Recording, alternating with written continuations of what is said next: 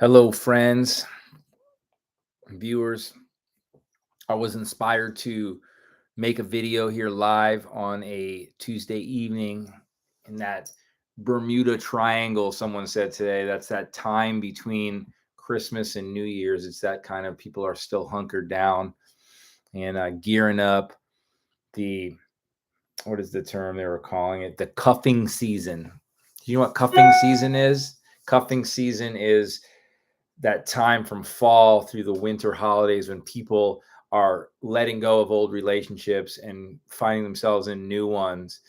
And I want to talk about uh, unhealed people, uh, dating again and again and again, serial monogamists, some call it, some people that always have to be in a relationship, chronic rebounders, more rebounds than Dennis Rodman in his heyday, the round mound of rebound, the always having to be in a relationship, and the effects that has on people that you are getting involved with in that relationship, and yourself as well, because what you're doing, if you're not healed in a relationship, you've gotten out of one relationship, very painful.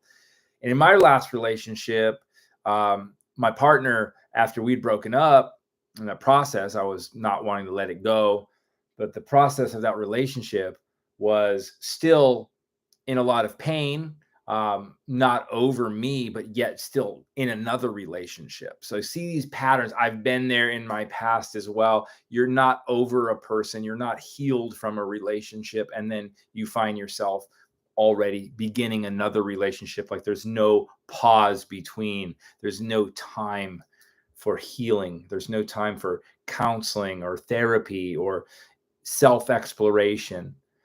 This is all about being happy and comfortable with being alone, because a lot of people don't want to face themselves.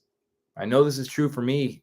This is a difficult thing. It's called codependency in a lot of ways too. You don't like who you are, so you're trying to find your salvation through another person. And the only salvation that you can find in your life through someone else is through Christ.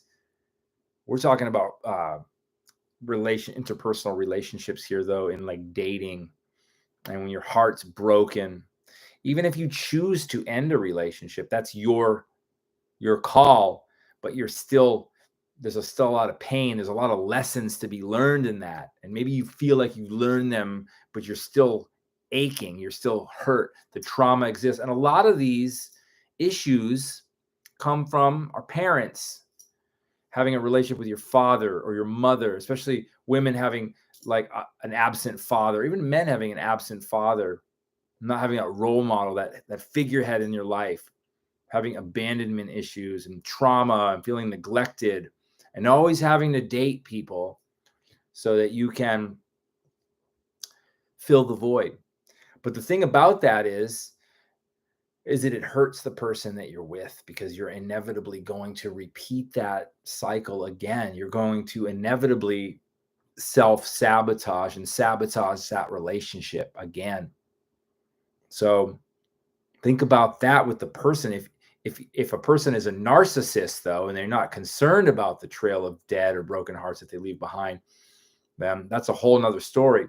If you genuinely care about somebody, and let's say this is a person that is like amazingly good looking, amazingly smart, amazing, kind heart, all the things, should be able to say to that person, look, I really like you and I really want to get to know you. I would love to be your friend, but I really need some time to heal. I'm not healed. I've got to get myself to that point where I am healed so that I can open my heart again. Because if you don't allow yourself that time and that space to heal, you are going to continually leave that trail of destruction behind you. You're going to leave that trail of broken hearts behind you and your own broken heart behind you, because you're never going to appreciate being alone, appreciating your own company, and loving yourself. If you're trying to fill your cup through somebody else, you're never going to feel full, because you're trying to pour from an unfilled cup yourself. So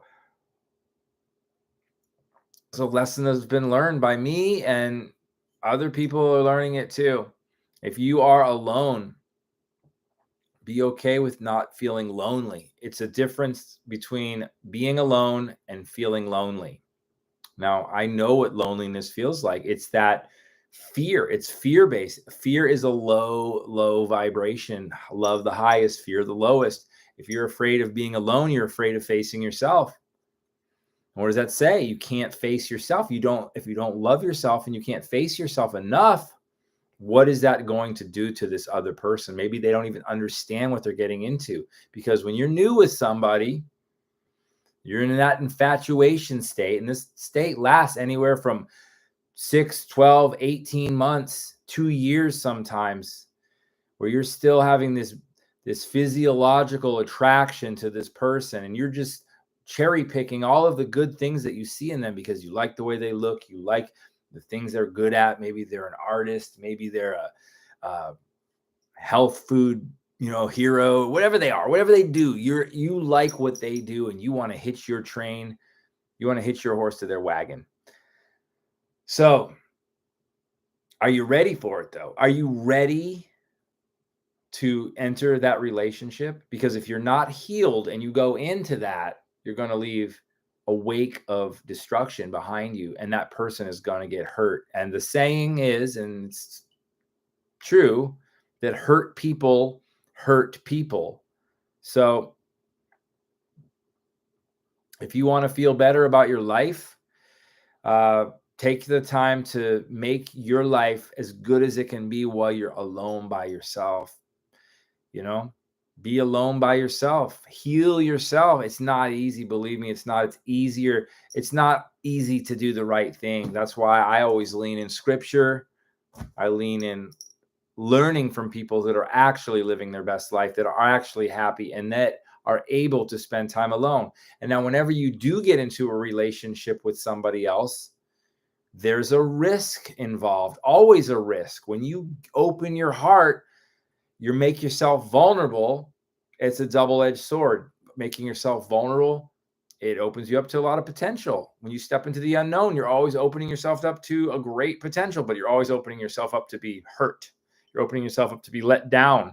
And when you give up your body, especially to that, not just your heart and your flirting and your talking, intellectual connection, do that for a while, court for a while, see if you can really get to know that people. But if you're just a chronic serial monogamist and you just want to be in relationship after relationship because you cannot face the person in the mirror, I'm telling you, spend that money. Just like I always say, spend money on your health, spend money on eating the best quality food you can possibly find, spend money on a therapist, or find counsel that are not biased. Don't go to friends that are going to tell you whatever you want to hear. Don't go to an unhealed parent that isn't the best advice for you.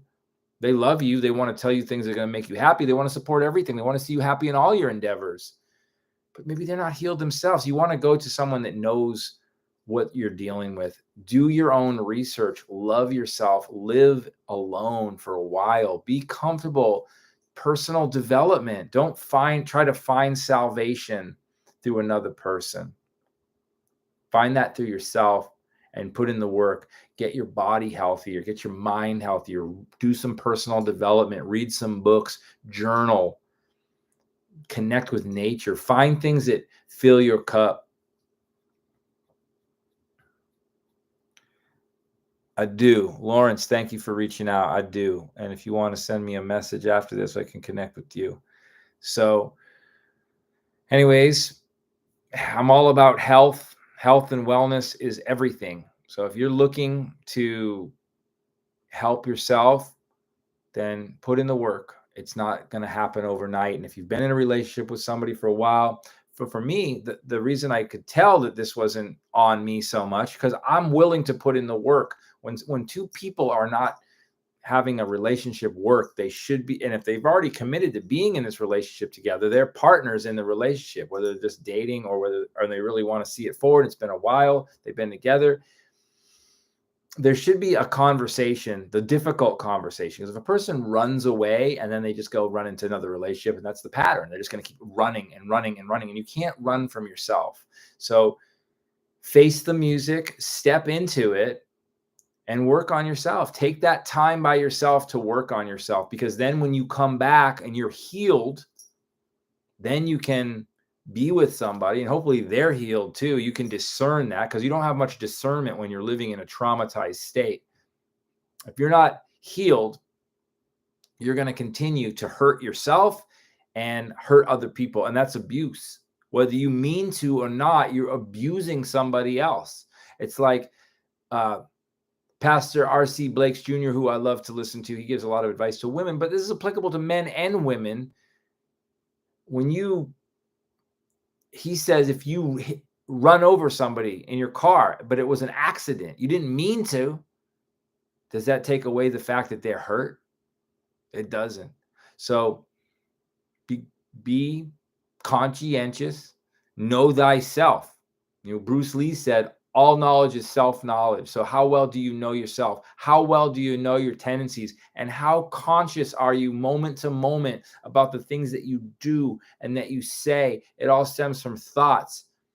I read a great book recently. It's called Love Yourself Like Your Life Depends on It. I highly recommend that book. It's about this kind of things. Sometimes people are going to walk out of your life. You love them so much and you thought you put everything, you project, you idealize somebody so much, and they leave you. And now, granted, we all make mistakes, but like, we should be able to have that foresight to see that initially, not be in this relationship for a couple of years and then just abandon ship because you don't want to put in the work. And you're going to keep doing this to people. Maybe it'll last 5 years, 10 years, and then you'll still keep doing the same thing. And you're just going to keep running and running away. And you can't run away from yourself. So put in the work and do that personal development. That personal development is everything, because if you're not developed, what do you expect to bring to the table in a relationship if you are not healed? I know this. This is where codependency comes from. When two people that are not feeling complete within themselves get together and they try to satiate each other's needs, their brokenness in themselves. When you put two people together, the parts should be greater together, not make one person out of two. It should make two people, even more than two people out of two, because what you bring together brings even more than each person brings on their own, but each person by themselves is complete. So think about that. I'm not saying don't take the risk. There's always, with great risk does come great reward, but on the flip side of that, with great reward comes great risk. So be careful, be mindful. A lot of people aren't mindful. They're not willing to invest in their health on any scope. Physical health, I always talk about that. I work with superfoods. I only advocate for people to eat organic, clean foods, but I also only advocate for people to be in clean relationships. Don't bring your baggage into someone else's relationship. Don't leave your dirty laundry in someone else's relationship.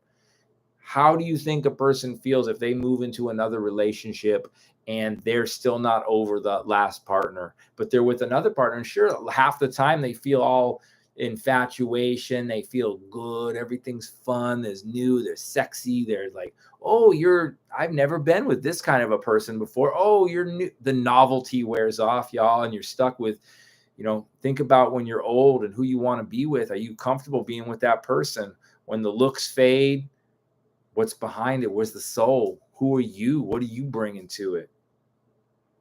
So be mindful, man. Don't break hearts, especially your own. I want to thank you for being here. I hope this was of some benefit to you. And I'll see you on the next one, all right? God bless you all. Peace.